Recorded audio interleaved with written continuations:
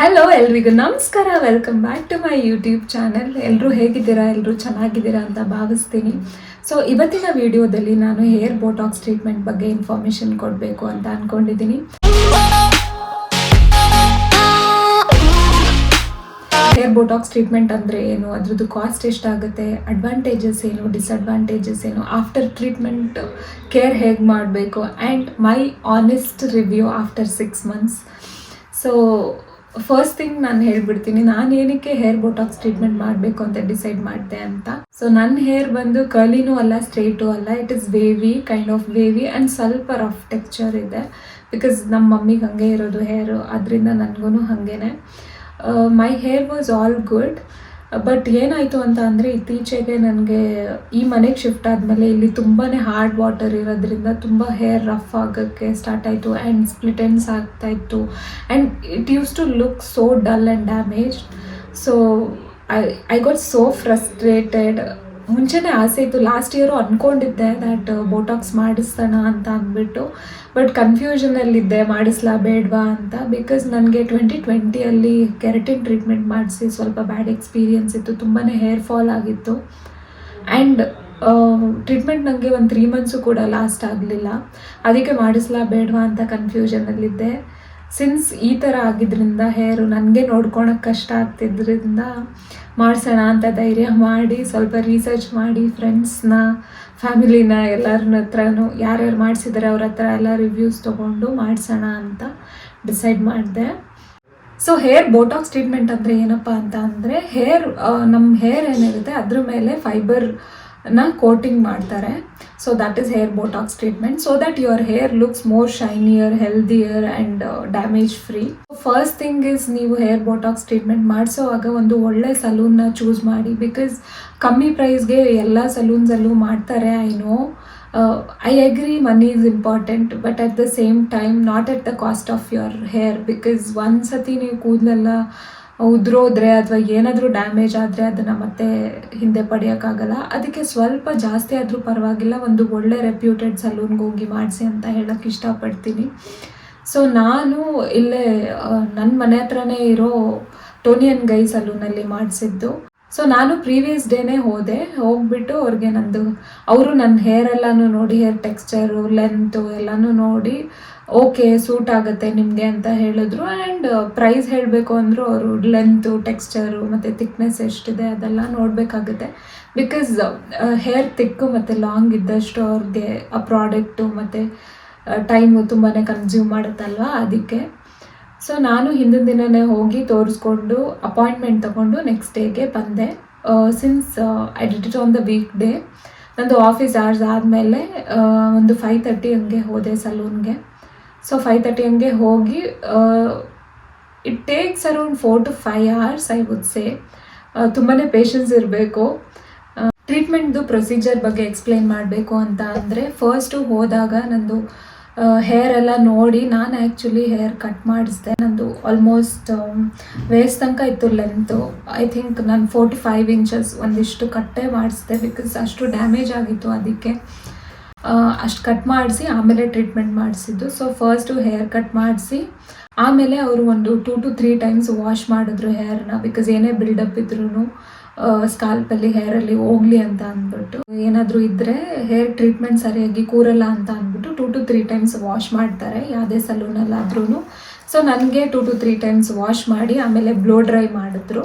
So blow dry ಮಾಡಿ ಅದೆಲ್ಲ ನೀಟಾಗಿ ಡ್ರೈ ಆದಮೇಲೆ, ಒನ್ ಗುಡ್ ಥಿಂಗ್ ಏನಪ್ಪ ಅಂತ ಅಂದರೆ, ನನಗೆ ಸ್ಕಾಲ್ಪಿಂದ ಕ್ರೀಮ್ನ ಅಪ್ಲೈ ಮಾಡಲ್ಲ ಅವರು. ಬಿಕಾಸ್ ಅದೆಲ್ಲ ಕೆಮಿಕಲ್ ಅಲ್ವಾ, ಸ್ಕಾಲ್ಪಿಗೆ ಅಪ್ಲೈ ಮಾಡಿದ್ರೆ ಅದೇನಾದರೂ ಎಫೆಕ್ಟ್ ಆಗುತ್ತೆ ಅಂತ ಅಂದ್ಬಿಟ್ಟು ನನಗೆ ಒಂದು 1/2 inch ಫ್ರಮ್ ದ ಸ್ಕಾಲ್ಪ್, ಒಂದು 1/2 inch ಬಿಟ್ಟು ಹೇರ್ಗೆ ಅಪ್ಲೈ ಮಾಡ್ತಾ ಬಂದರು. ಸೊ ಸ್ಮಾಲ್ ಪೋರ್ಷನ್ಸಲ್ಲಿ ನೀಟಾಗಿ ಕ್ರೀಮೆಲ್ಲ ಅಪ್ಲೈ ಮಾಡಿಬಿಟ್ಟು ಅದನ್ನು ಪ್ಲಾಸ್ಟಿಕಲ್ಲಿ ರ್ಯಾಪ್ ಮಾಡಿಬಿಟ್ಟು 1 hour ನನಗೆ ವೆಯ್ಟ್ ಮಾಡೋಕ್ಕೆ ಹೇಳಿದರು. ಸೊ 1 hour ಆದಮೇಲೆ ಅದು ಪ್ಲಾಸ್ಟಿಕ್ ರ್ಯಾಪ್ ಎಲ್ಲನೂ ತೆಗೆದು ಮತ್ತೆ ಅದನ್ನು ಸ್ವಲ್ಪ ಬ್ಲೋ ಡ್ರೈ ಮಾಡಿ ಆಮೇಲೆ ಹೇರ್ನ ಐರನ್ ಮಾಡೋಕ್ಕೆ ಸ್ಟಾರ್ಟ್ ಮಾಡಿದ್ರು. ಸ್ಮಾಲ್ ಪೋರ್ಷನ್ಸ್ ತೊಗೊಂಡು ನೀಟಾಗಿ they started ironing it. So ಅದೆಲ್ಲ ನೀಟಾಗಿ ಐರನ್ ಎಲ್ಲ ಆದಮೇಲೆ ಅದನ್ನು ಹೇರ್ನ ವಾಶ್ ಮಾಡ್ತಾರೆ ಅದೇ ದಿನ. ಬೇರೆ ಟ್ರೀಟ್ಮೆಂಟ್ಸ್ ಎಲ್ಲ ಆದರೆ ಅದೇ ದಿನ ವಾಶ್ ಮಾಡಲ್ಲ, ಸ್ಮೂತ್ನಿಂಗು ಕೆರಟನಲ್ಲೆಲ್ಲ ನೆಕ್ಸ್ಟ್ ಡೇ ವಾಶ್ ಮಾಡ್ತೀವಿ ಅಂತ ಹೇಳ್ತಾರೆ, ಬಿಕಾಸ್ ಆ ಕೆಮಿಕಲ್ ಕೂರ್ಲಿ ಅಂತ ಅಂದ್ಬಿಟ್ಟು. ಸೊ ಇದರಲ್ಲಿ ಅಂಥ ಕೆಮಿಕಲ್ಸ್ ಏನೂ ಇಲ್ಲದೆ ಇರೋದ್ರಿಂದ ಜಸ್ಟ್ ಫೈಬರ್ ಕೋಟಿಂಗ್ ಇರೋದ್ರಿಂದ ಸೊ ಅದು ಐರನ್ ಮಾಡಿರ್ತಾರಲ್ಲ ಆವಾಗಲೇ ಹೇರಲ್ಲಿ ಕೂತಿರುತ್ತೆ ಅಂತ ಅಂದ್ಬಿಟ್ಟು ದೇ ವಾಶ್ಡ್ ಇಟ್ ಆಫ್. ಆಮೇಲೆ ನೀಟಾಗಿ ವಾಶ್ ಮಾಡಿ ಕಂಡೀಷನ್ ಮಾಡಿ ಆಮೇಲೆ ಡ್ರೈ ಮಾಡಿದ್ರು ಹೇರು. ಸೊ ನಂದು ಬಿಫೋರ್ ಆ್ಯಂಡ್ ಆಫ್ಟರ್ ಕ್ಲಿಪ್ಸ್ ಇದೆ, ಅದನ್ನು ಹಾಕ್ತೀನಿ. ಹೇರ್ ಟ್ರೀಟ್ಮೆಂಟ್ ಆದಮೇಲೆ ಹೇರ್ ಹೆಂಗೆ ಕಾಣ್ತಾ ಇತ್ತು ಅಂತ.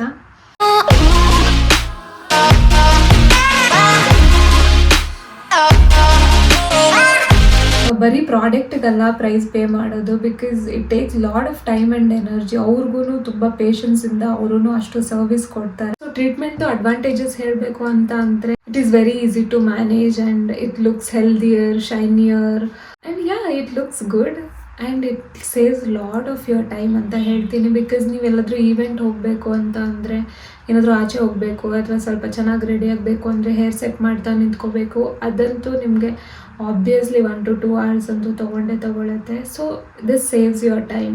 ಎಲ್ಲಿಗೆ ಹೋಗಬೇಕು ಅಂದರೆ you can get ready very quickly.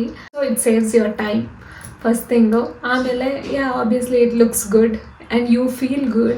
So after this treatment ನನ್ನ ಹೇರ್ ಏನೇನು ಡ್ಯಾಮೇಜ್ ಇತ್ತು ಅದೆಲ್ಲ ರಿಪೇರ್ ಆಗಿದೆ. ಇಟ್ ಲುಕ್ಸ್ ಹೆಲ್ದಿಯರ್ ನಾವು. ಸೊ ಡಿಸ್ಅಡ್ವಾಂಟೇಜಸ್ ಹೇಳಬೇಕು ಅಂದರೆ ಆಬ್ವಿಯಸ್ಲಿ ಕೆಮಿಕಲ್ ಅಪ್ಲಿಕೇಶನ್ ಇದೆ. If you don't want to apply chemical to your hair, so this is not a good treatment to you. Without chemical ಯಾವುದು treatment ಇಲ್ಲ, hair treatment ಅಂತ ಬಂದ್ಬಿಟ್ಟು chemical ಇದೆ but ಸ್ವಲ್ಪ ಕಮ್ಮಿ ಪ್ರಮಾಣದಲ್ಲಿದೆ ಅಂತ ಯೂಸ್ ಮಾಡ್ತಾ ಇದ್ದೀವಿ. ಕೆರಟನ್ ಟ್ರೀಟ್ಮೆಂಟು ಸ್ಮೂತ್ನಿಂಗಲ್ಲೆಲ್ಲ ಫಾರ್ಮಲ್ಡಿಹೈಡ್ರೇಟ್ ಇರುತ್ತೆ. ಸೊ ಇದರಲ್ಲಿ ಅದಿಲ್ಲ. It is safer than that ಅಂತ. ಕೆಮಿಕಲೇ ಇಲ್ಲ ಅಂತ ನಾನು ಹೇಳಲ್ಲ, ಬಿಕಾಸ್ ಆಬ್ವಿಯಸ್ಲಿ ಏನೇ ಟ್ರೀಟ್ಮೆಂಟ್ ಇದ್ರೂ ಅದು ಕೆಮಿಕಲ್ ಯೂಸ್ ಮಾಡಲೇಬೇಕು, ಅದು ಸ್ಟೇ ಆಗಬೇಕು ಅಂತ ಅಂದರೆ. ನ್ಯಾಚುರಲ್ ಯಾವುದೂ ಲಾಂಗ್ ಲಾಸ್ಟಿಂಗ್ ಇರಲ್ಲ ಆ್ಯಂಡ್ ಕಾಸ್ಟ್ ಎಫೆಕ್ಟಿವ್ ಇಲ್ಲ ಅಂತ ಅಂದ್ಕೊತೀನಿ. ಬಿಕಾಸ್ ನನಗೆ ಅರೌಂಡ್ ಐ ಪೇಡ್ 11K ಅಂತ ಅನಿಸುತ್ತೆ. ನನ್ನ ಲೆಂತ್ಗೆ, ನನ್ನ ವಾಲ್ಯೂಮ್ಗೆ 11,000 ಚಾರ್ಜ್ ಮಾಡಿದ್ರು. So it again depends. ನಿಮ್ಗೆ ಏನಾದರೂ ವಾಲ್ಯೂಮ್ ಕಮ್ಮಿ ಇದ್ದು ಲೆಂತ್ ಶಾರ್ಟ್ ಇದ್ದರೆ ನಿಮಗೆ ಕಮ್ಮಿ ಆಗುತ್ತೆ. So you have to spend your money. It's not budget friendly, I would say. ಇನ್ನೊಂದು ಡಿಸ್ಅಡ್ವಾಂಟೇಜ್ ಏನಪ್ಪ ಅಂತ ಅಂದರೆ, ನಿಮಗೆ ಇವತ್ತು ಹೇರ್ ವಾಶ್ ಮಾಡಿರ್ತೀವಿ, ಸಮ್ಟೈಮ್ಸ್ ನೀವೇನಾದರೂ ಸ್ವೆಟ್ ಆಗೋದು ಆ ಥರ ಏನಾದರೂ ಆದರೆ ನಾಳೆನೇ ಆಯಿಲಿ ಆಗಿಬಿಡುತ್ತೆ. It doesn't look fresh. ಅಂದರೆ ನೀವು ತುಂಬ ಜಾಸ್ತಿ ಸ್ನಾನ ಮಾಡ್ತಾ ಇರಬೇಕು ತಲೆಗೆ. ಡಿಸ್ಅಡ್ವಾಂಟೇಜ್ ಏನಂದರೆ, ಒಬ್ಬೊಬ್ರಿಗೆ ಕೂದಲು ತುಂಬ ವಾಲ್ಯೂಮ್ ಆಗಿ ಕಾಣಿಸ್ಬೇಕು ಅಂತ ಇದ್ದರೆ ಇದರಲ್ಲಿ ಅಷ್ಟು ವಾಲ್ಯೂಮ್ ಕಾಣಲ್ಲ. ಬಿಕಾಸ್ ಅದು ಆಬ್ವಿಯಸ್ಲಿ ಸ್ಟ್ರೈಟಾಗಿ ಸಾಫ್ಟ್ ಆಗಿರೋದ್ರಿಂದ ಅದು ಹಿಂಗಾಗಿ ಬಿಟ್ಟಿರುತ್ತೆ. ಸೊ ನಿಮ್ಗೇನಾದರೂ ನನ್ನ ಕೂದಲು ತುಂಬ ದಪ್ಪ ಕಾಣಬೇಕು, ಜಾಸ್ತಿ ವಾಲ್ಯೂಮ್ ಕಾಣಬೇಕು ಅಂದರೆ this treatment is not for you. So after treatment ನೀವು ಏನೇನು ಮಾಡಬೇಕು ಏನೇನು ಮಾಡಬಾರ್ದು ಅಂತ ಸಲೂನವ್ರು ಹೇಳಿರ್ತಾರೆ ನಿಮಗೆ. ನನಗೇನು ಹೇಳಿದರು ಅಂದರೆ ಆಯಿಲ್ ಅಪ್ಲೈ ಮಾಡಬಾರ್ದು ಜಾಸ್ತಿ ಅಂತ ಹೇಳಿದರು. 1 month ಅಂತೂ ಅಪ್ಲೈ ಮಾಡಲೇಬೇಡಿ ಅಂತ ಹೇಳಿದರು. ಅದಾದಮೇಲೆ ನಿಮಗೆ ಬೇಕೇ ಬೇಕು ಅಂದರೆ ಸ್ಕಾಲ್ಪಿಗೆ ಮಾತ್ರ ಮಾಡ್ಕೊಳ್ಳಿ ಅಂತ ಹೇಳಿದರು. ಸೊ ನಾನು 1 month ಅಂತೂ ಆಯಿಲ್ ಟಚ್ಚು ಮಾಡಿಸಿಲ್ಲ, ಬಿಕಾಸ್ ಆಬ್ವಿಯಸ್ಲಿ ಅಷ್ಟು ದುಡ್ಡು ಕೊಟ್ಟು ಟ್ರೀಟ್ಮೆಂಟ್ ಮಾಡಿಸ್ಬಿಟ್ಟು ಅವ್ರು ಮಾಡಬೇಡಿ ಅಂದಿದ್ದು ಮಾಡಿಬಿಟ್ಟು ಟ್ರೀಟ್ಮೆಂಟ್ ಎಲ್ಲ ಹೊಟ್ಟೋದ್ರೆ they are not responsible for that. ಅದಕ್ಕೆ ನಾನು ಆಯಿಲ್ ಏನು ಅಪ್ಲೈ ಮಾಡಲಿಲ್ಲ. 1 month ಆದಮೇಲೆ ನಾನು ಎವ್ರಿ ವೀಕ್ ಒನ್ಸ್ ಅಂತೂ ಆಯಿಲ್ ಅಪ್ಲೈ ಮಾಡ್ತಾಯಿದ್ದೆ. ನಾನು ವೀಕ್ಲಿ ಥ್ರೈಸ್ ಸ್ನಾನ ಮಾಡ್ತೀನಿ ತಲೆಗೆ. ಸೊ ವೀಕ್ಲಿ ಒನ್ಸ್ ಆದರೂ ಆಯಿಲ್ ಅಪ್ಲೈ ಮಾಡಿ ಸ್ನಾನ ಮಾಡ್ತಾಯಿದ್ದೆ. ಅವ್ರು ಹೇಳಿದ್ದನ್ನು ಫಾಲೋ ಮಾಡಿಲ್ಲ, but still my treatment is there on my hair. ಅದಾದಮೇಲೆ ಏನಪ್ಪ ಅಂತಂದರೆ ಅವ್ರು ಕೊಟ್ಟಿದ್ದ ಶ್ಯಾಂಪೂನೇ ಯೂಸ್ ಮಾಡಬೇಕು ಅಂತ ಹೇಳಿದರು. ಸೊ ಅವ್ರು ನನಗೆ 2 ಆಪ್ಷನ್ ಕೊಟ್ಟಿದ್ದರು. ಓಲಾಪ್ಲೆಕ್ಸ್ ಅಂತ ಒಂದು ಶ್ಯಾಂಪು, ಒಂದು QOD ಅಂತ ಬಂದುಬಿಟ್ಟು. So Olaplex is little costlier, ಯಾಕಂದರೆ ಅದು 100 ml ಶ್ಯಾಂಪು ಆ್ಯಂಡ್ ಕಂಡೀಷ್ನರ್ಗೆ 3,500 rupees. ಬಟ್ ನಾನು ಅದಕ್ಕೆ ಹೋಗಲಿಲ್ಲ. ಸ್ವಲ್ಪ ಬಜೆಟ್ ಫ್ರೆಂಡ್ಲಿಯಾಗಿರಲಿ ಅಂತ ಅಂದ್ಬಿಟ್ಟು ಇನ್ನೊಂದು QOD ಅಂತ ಇತ್ತು. ಅದು ಶ್ಯಾಂಪು ಆ್ಯಂಡ್ ಕಂಡೀಷ್ನರ್ ಬಂದು ಎರಡೂ 300 ml. ಅದೂ 3,000 rupees ಅನಿಸುತ್ತೆ. 3,000 rupees I paid. That was okay, still manageable. ನಾನು ಒಬ್ಬಳೇ ಯೂಸ್ ಮಾಡೋದ್ರಿಂದ ಅರೌಂಡ್ 3 to 4 months ಅಂತೂ ಬಂತು. ಲಾಸ್ ಏನಿಲ್ಲ. ನಾರ್ಮಲ್ ಶ್ಯಾಂಪೂನು ಆಲ್ಮೋಸ್ಟ್ ಅಷ್ಟೇ ಆಗುತ್ತೆ ನಮಗೆ, 2,000 ತನಕ ಬರುತ್ತೆ. ಇನ್ನು 1,000 ಜಾಸ್ತಿ ಆಯಿತು. ಆಮೇಲೆ ಮಂತ್ಲಿ ಒನ್ಸ್ ಹೇರ್ ಸ್ಪಾ ಮಾಡಿಸಿ ಅಂತ ಹೇಳಿದರು, ಬಟ್ ನಾನು ಮಾಡಿಸ್ಲಿಲ್ಲ. Still it is looking good after 6 months. So ನನ್ನ ಆನೆಸ್ಟ್ ರಿವ್ಯೂ ಹೇಳಬೇಕು ಅಂತ ಅಂದರೆ it's been 6 months, close to 7 months ಅಂತಲೇ ಅಂದ್ಕೊಳ್ಳಿ. ಆಗಸ್ಟ್ ಸ್ಟಾರ್ಟಿಂಗಲ್ಲಿ ಮಾಡಿಸಿದ್ದು, ಇವಾಗ ಫೆಬ್ ಎಂಡ್ ಬರ್ತಾ ಇದೆ. ಸೊ ಆಲ್ಮೋಸ್ಟ್ 7 months ಆಗಿದೆ. Still you can say it, ನಾನೇನು ಸ್ಟ್ರೇಟ್ನಿಂಗ್ ಏನೂ ಮಾಡಿಲ್ಲ, just I took bath and I comb my hair ಅಷ್ಟೇ. ಸ್ಟಿಲ್ ಇದೆ ಅದು ಟ್ರೀಟ್ಮೆಂಟು ನನ್ನ ಕೂದಲಲ್ಲಿ. ಅಲ್ಲಿ ಇಲ್ಲಿ ಕರ್ಲಿ ಬರ್ತಾ ಇದೆ, ಒಳಗಡೆ ಎಲ್ಲ ಸ್ವಲ್ಪ ಕರ್ಲಿ ಬರ್ತಾ ಇದೆ. If you can see it, ಇಲ್ಲಿ ನಂದೇನು ಗ್ರೋತ್ ಆಗ್ತಾಯಿದ್ರು ಅದು ಕರ್ಲಿ ಬಂದೇ ಬರುತ್ತೆ. ಬಟ್ ಸ್ಟಿಲ್ ಇಲ್ಲಿ ಟ್ರೀಟ್ಮೆಂಟ್ ಆಗಿರೋ ಹೇರೂ ಹಿಂದೆ ಎಲ್ಲ ಸ್ವಲ್ಪ ಕರ್ಲ್ ಆಗ್ತಾ ಇದೆ. I think I am getting my texture back, that's okay.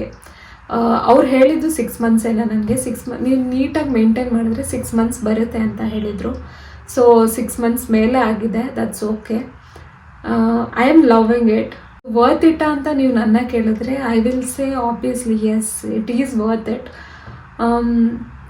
6 months ಬಂದಿದೆ, ಈಗ ಒಂದು 2-3 monthsಲ್ಲಿ ಹೋಗ್ಬಿಟ್ಟಿದ್ರೆ ವರ್ತ್ ಇಲ್ಲ ಅಂತ ಹೇಳ್ತಾ ಇದ್ದೆ. 7 months ಬಂದಿದೆ. ಐ ಥಿಂಕ್ ಇದನ್ನ ಒಂದು 4-5 months ಅಂತೂ ಬಂದೇ ಬರುತ್ತೆ ಅಂತ ಅಂದ್ಬಿಟ್ಟು ಒಳಗಡೆ ಸ್ವಲ್ಪ ಸ್ಟ್ರೈಟ್ನಿಂಗ್ ಮಾಡಿಕೊಂಡ್ರೆ ಏನು ಪ್ರಾಬ್ಲಮ್ ಆಗಲ್ಲ. ಐ ಥಿಂಕ್ 1 year ತನಕ ಯು ಕ್ಯಾನ್ ಮ್ಯಾನೇಜ್ ಅಂತ ಅನಿಸುತ್ತೆ.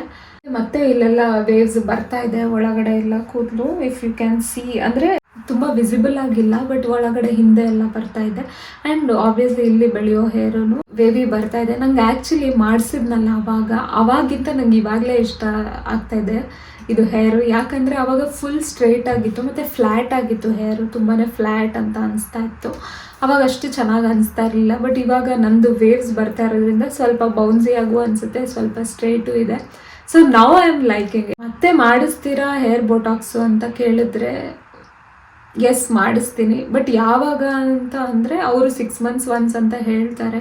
ನನಗೆ ಅಷ್ಟು ಹೇರ್ನ ಇದು ಮಾಡೋಕ್ಕೆ ಇಷ್ಟ ಇಲ್ಲ. ತುಂಬಾ ಕೆಮಿಕಲ್ ಹಾಕಿ ತುಂಬ ಟ್ರೀಟ್ಮೆಂಟ್ಸ್ ಮಾಡಿಸಿದ್ರು ಕೂದಲು ಹಾಳಾಗುತ್ತೆ. ಅದಕ್ಕೆ I let my hair grow back and get into the natural texture. Full natural texture ಬಂದ ಮೇಲೆ again I will do it, because we have to let it breathe also. Again and again ತುಂಬಾ treatment ಮಾಡಿಸಿ chemical ಹಾಕಿ ಅದನ್ನು exhaust ಮಾಡಿದ್ರೆ ನಿಮಗೆ ಗೊತ್ತಲ್ಲ, ತುಂಬಾ ಡ್ಯಾಮೇಜ್ ಆಗಿ ಹೇರ್ ಫಾಲ್ ಎಲ್ಲ ಸ್ಟಾರ್ಟ್ ಆದರೆ ಎಷ್ಟು ಪ್ರಾಬ್ಲಮ್ ಅಂತ ಅಂದ್ಬಿಟ್ಟು. ಇವಾಗಿರೋ ಪೊಲ್ಯೂಷನ್ನು, ವೆದರ್ ಕಂಡೀಷನ್ನು, ಈ ವಾಟರು, ಬ್ಯಾಂಗ್ಳೂರ್ ವಾಟರ್ಗೆ ಕೂದಲು ತುಂಬಾ ಹಾಳಾಗ್ತಾ ಇದೆ. ನನಗೆ ಹೇರ್ ಫಾಲ್ ಆಯಿತಾ ಅಂತ ಕೇಳಿದ್ರೆ ಟ್ರೀಟ್ಮೆಂಟ್ ಆದಮೇಲೆ ಮುಂಚೆ ಅಂತ ಏನು ಚೇಂಜ್ ಆಗಿಲ್ಲ. ನನಗೆ ಮುಂಚೆನೂ ಆಗ್ತಾಯಿತ್ತು, ಇವಾಗಲೂ ಆಗ್ತಾ ಇದೆ ಬಿಕಾಸ್ ಆಫ್ ದಿಸ್ ವಾಟರ್.